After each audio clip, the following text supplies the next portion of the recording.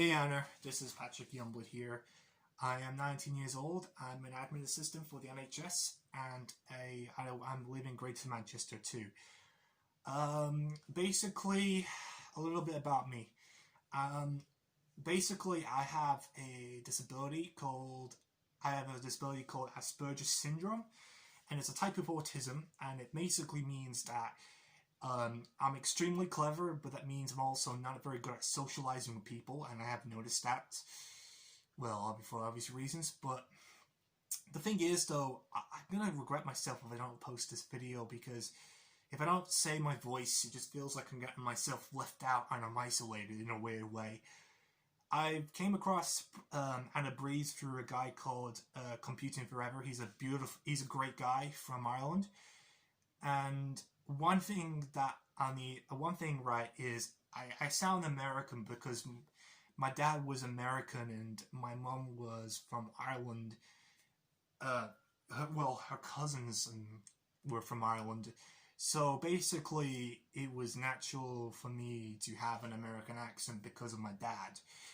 And my dad fought in the Vietnam War, which obviously, for those who don't know, which I don't think many of those who don't know, basically was a war against the US and the Vietnamese with the communists. It was very similar. I don't know if it was similar to the Cold War, but they had some similarities because of communism, which was going on at the time.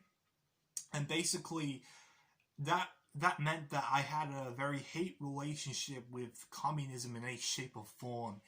And basically what I've done my research on is these people who are communists are basically destroying the world in general and killing people, what's going to be killing people. And obviously one of the people who are affected are people with disabilities, like me, and elderly too. So, it's going to be natural that I'm going to start saying something about this. But the thing is, though, people don't know what the true cost of all of this is gonna be, because I spoke with many people, right, and they don't think that COVID-19 was real at all, and they're just too scared to stand up because they're worried about being called a conspiracy theory. Well, newsflash: if you don't speak up about it, you're gonna let the country just go downhill, and also the world in general. And I'll tell you something now, right? You're going to be called a conspiracy theory if you basically stand up. But the thing is, though, when you stand up in a collective of a group of people who have the exact same opinion as you, you're going to stand stronger, and it's going to wake up the normies, really. That's how it works.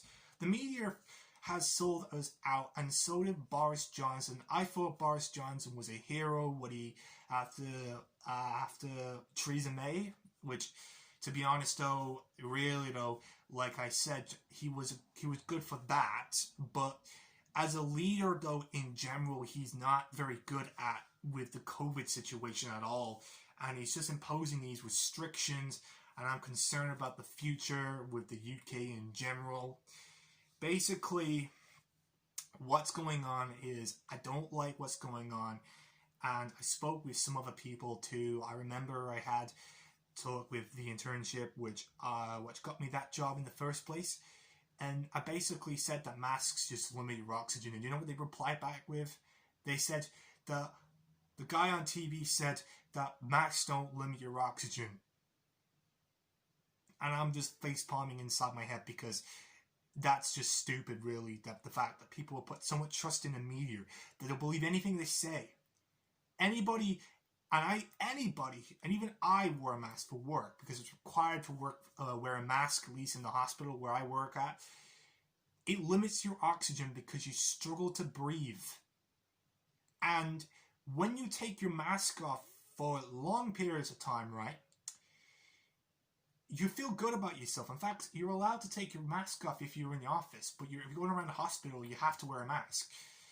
And you realize, and long-term exposure to carbon dioxide is bad. And I know masks have a whole slew of other problems too, but the world we're going to live in is going to be a bad one unless we stand up against the tyranny and the lies that the media have been training us for all this time. Let me tell you something now, right? take a look what's going on in Germany. No, take a look what's going on in Russia at the moment, right? And what's going on with the anti-lockdown protests. They know what communism and tyranny is like, because they were under the oppression of the socialist propaganda, the government, and everything back then. And guess what? Domino effect happened. One by one, all of them just became nothing. They all fall and collapsed in 1991 or 1990. I've done my research on how bad communism is. Do you want to become Melbourne, Victoria? Because all those people who are sleeping.